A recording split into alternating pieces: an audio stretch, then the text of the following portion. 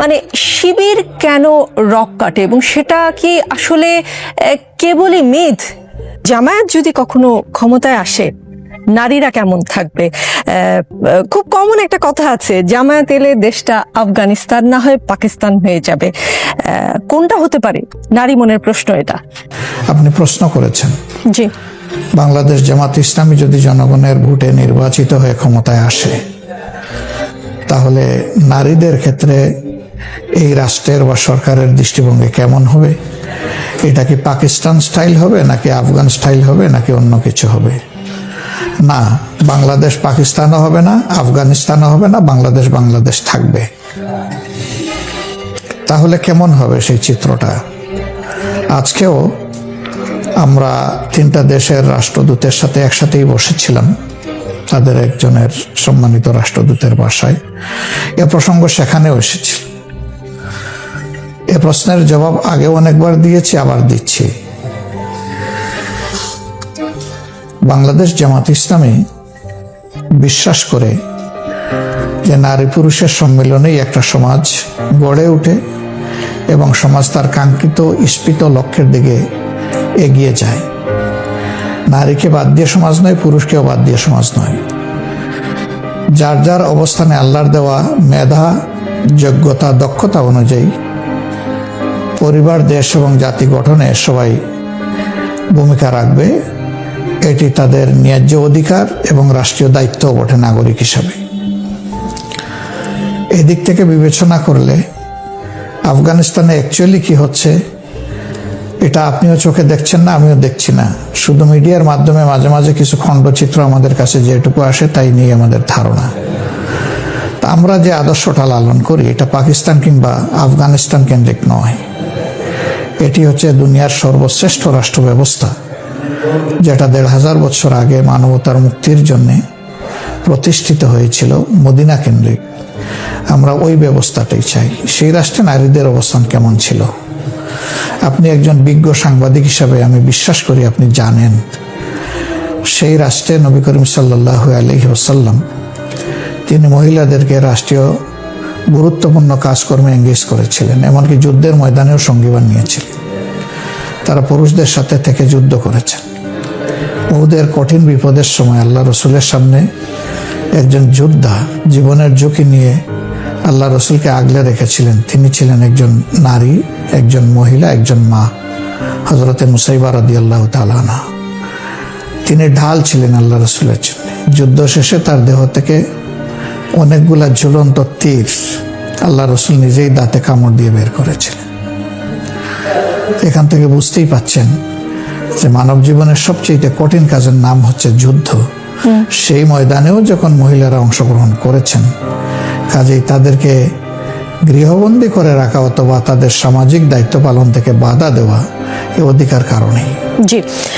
রাষ্ট্রীয় কাজকর্মে তিনি মহিলাদের পরামর্শ নিয়েছেন, ব্যবসা তারা পরিচালনা করেছেন, শিক্ষা তারা দান করেছেন। এক কথায় সমাজের সকল ক্ষেত্রেই তাদের সম্মানজনক অবস্থান এবং বিচরণ ছিল।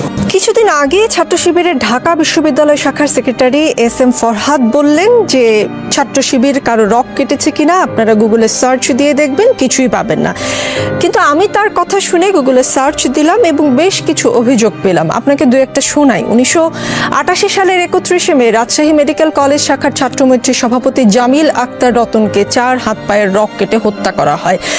1989 সালে রমজান মাসে ছাত্র ইউনিয়নের রাজশাহী বিশ্ববিদ্যালয় শাখার সভাপতি গাজী গোলাম মোস্তফাকে ইফতারের দাওয়াত দিয়ে নিয়ে গিয়ে হাতের রক কেটে দেওয়া হয়। এরকম আরো বেশ কিছু অভিযোগ গুগলে সার্চ করে আমি পেয়েছি। সত্য মিথ্যা আসলে আরেকটু ইনভেস্টিগেট করলে হয়তো আমি বের করতে পারতাম। মানে শিবির কেন রক কাটে এবং সেটা কি আসলে কেবলই মিথ? সত্যতা নিশ্চয়ই আছে। এমনি এমনি তো যা রটে তার তো কিছু বটেও নাকি? আচ্ছা, অনেক অনেক ধন্যবাদ আপনাকে। শিবির রক কেটেছে কিনা সেটা একটা প্রশ্ন। কাটলে কার কার কেটেছে, কতটা কেটেছে, কোন সময় কোন জায়গায় কেটেছে এবং কেন কেটেছে, 3 প্রশ্ন, একের মধ্যে 3। তা আমি এর জবাব অবশ্যই দেব। কিন্তু এও কি আপনি একটু লক্ষ্য করেছেন, একজন সচেতন নাগরিক হিসাবে আমি বাদ দিলাম আপনি সাংবাদিক, অবশ্যই আপনি সাংবাদিক, এটাকে একদিকে রাখলাম। একজন দায়িত্বশীল নাগরিক হিসাবে আপনার কাছে আমার জানার বিষয় যে শিবিরের ছেলেদের একটা ইটের উপরে মাথা রেখে আর একটা ইট দিয়ে এই রাজশাহী বিশ্ববিদ্যালয়ে একজন করে 4 জনকে খুন করা হয়েছে, এটা কি আপনি জানেন? সেটা যারা করেছে তাদেরকে আপনি প্রশ্ন একটু করব। খবর নেবেন। জি, প্রশ্ন করব তাদের। 2 নম্বর, হ্যাঁ ঠিক, আপনি আপনি আপনি খবর নেবেন। 2 নম্বর হলো যে আপনি অত দূরে যাব না, ভেরি রিসেন্ট পাশে চলে আসেন। এই যে বিশ্বজিৎ নামে একটা ছেলে, ও একজন দর্জি, একটা আন্দোলনের সময় দৌড়াইয়া আত্মরক্ষা করতে গিয়ে সে হয়তো মনে করেছে রাস্তায় থাকলে আমার কোনো বিপদ হবে, একটা ভবনে সে আশ্রয় নিয়েছিল। সেখানে তাকে শিবির বলে কুপিয়ে জায়গায় শেষ করে দেওয়া হলো। সে চিৎকার দিয়ে বলছিল আমি হিন্দু, এইটাও কিন্তু তারা কনসিডারেশনে নেয় নাই। তুই শিবির, এইটা বলেই তাকে এইভাবে কুপিয়ে স্পষ্ট দিবালুকে হত্যা করা হয়েছে এবং তাদের কিছু শাস্তি হয়েছে। আমি জানি না আলটিমেটলি সেই শাস্তি বাস্তবায়ন কতটুকু হবে। 3 নম্বর, আবরার ফাহাদি যে বুয়েটে, এই ছেলেটা নামাজ পড়ে মানুষকে নামাজের জন্য আহ্বান জানায়।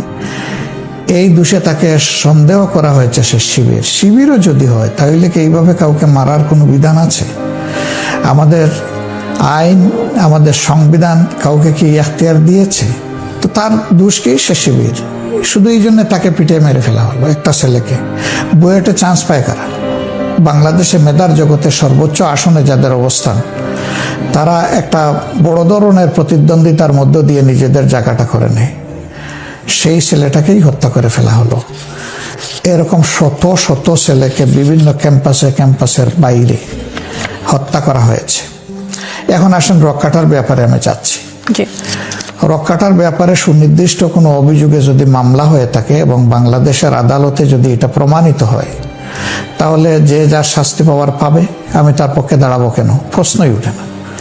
সে শিবির হোক আর যেই হোক, এই ধরনের অপকর্ম যেই করবে শাস্তি সে পাক, এটা আমি দাবি করি। কিন্তু শিবির রক্ষাটা এইটা বলে যে প্রপাগান্ডা চালানো হয় আমাদের বিরুদ্ধে, তার বাস্তবতা চ্যালেঞ্জ করে আমরা বহুবার বলেছি কতগুলা রোগ কোথায় কাটা হয়েছে, আমাদেরকে কেউ দিয়ে একটু সাহায্য করেন। এবং সেইগুলার ব্যাপারে যে সমস্ত অভিযোগ হয়েছিল, সেই অভিযোগগুলো আদালতে কিভাবে নিষ্পত্তি হয়েছে তা সহ একটু আমাদেরকে দিয়ে সাহায্য করেন। অভিযোগ যেহেতু আমাদের বিরুদ্ধে, তাইলে অভিযোগকারীদের দায়িত্ব হচ্ছে বিষয়টা আমাদেরকে দিয়ে সহযোগিতা করা। তারা যদি ওই রকম কোনো অভিযোগ দিয়ে আমাদেরকে সহযোগিতা করেন, আমরা সেগুলা দেখব। কিন্তু আপনাদের বিরুদ্ধে আপনাদেরও তো এগিয়ে আসতে হবে। আপনাদের দলের কেউ যদি এরকম করেই থাকে, আমি শুরুতেই বলেছি যা রটে তার কিছুটা হলেও বটে। আপনাদেরও তো দায় আছে খুঁজে বের করে তাদেরকে দলীয়ভাবে সাজা দেওয়ারও তো একটা রীতি আছে নিশ্চয়ই। হ্যাঁ, অবশ্যই আছে, থাকবে না কেন? যদি কেউ এরকম অপরাধ করে তাকে তো অবশ্যই একটা শৃঙ্খলার আওতায় আনতে হবে, ব্যবস্থার আওতায় আনতে হবে, পদক্ষেপ নিতে হবে। আমরা নেই, যখন যাটা প্রয়োজন মনে করি নেই। আমি রক্ষাটা হিসেবে বলছি না। কেউ দলীয় শৃঙ্খলা ভঙ্গ করলে এবং কারো উপরে আঘাত করলে অন্যায়ভাবে, সেটা অবশ্যই আমরা নেই, নিব না কেন? সব সংগঠন নেই, আমরাও নেই। ডাক্তার শফিকুর রহমান, কিন্তু আমাদের বিরুদ্ধে যে অভিযোগটা, সেইটার বাস্তবতা কতটুকু? আর অন্যদের বিরুদ্ধে হাজারো অপরাধ করার পরে অভিযোগ নেই কেন? না প্লিজ একটু আমাকে আপনাকে বলতে হবে। না, অভিযোগ নেই এই কথাটা কে বললো? আপনি যেহেতু জামায়াতের আমির, জামায়াত সংক্রান্ত সকল কিন্তু সেটা তো আপনাদের মুখে আমরা শুনি না। আপনার কাছে আমরা মিডিয়া জগৎ থেকে সেই প্রশ্ন করতে শুনি না কখনো।